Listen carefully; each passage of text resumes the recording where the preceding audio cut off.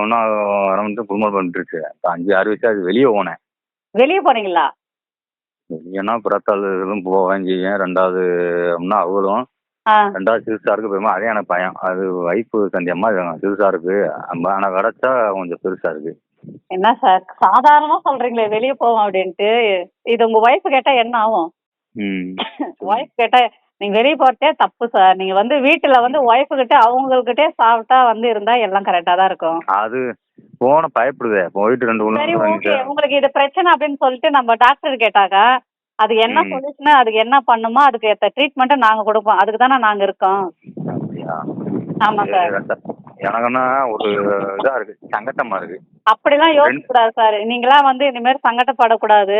நீங்க கஷ்டப்படக்கூடாது அப்படின்றதுக்காக தான் இந்த ஷோவே வந்து நாங்க பண்றோம். அப்படியா? ஆமா சார். உங்களுக்காக மட்டும்தான் இந்த ஷோ வந்து மக்களுக்காக மட்டும்தான் நாங்க இந்த ஷோவே பண்றோம். ஆனா நீங்க வந்து நேரா வந்து பப்ளிக் ஷோ பண்றது கிடையாது. நீங்க போன்ல தான் பேசுறீங்க. அதனால வந்து நீங்க யார் பேசுறது யாருக்கும் தெரிய போறது கிடையாது. ம்.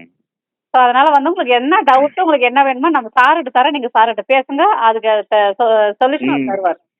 சார்கிட்ட பேசுங்க.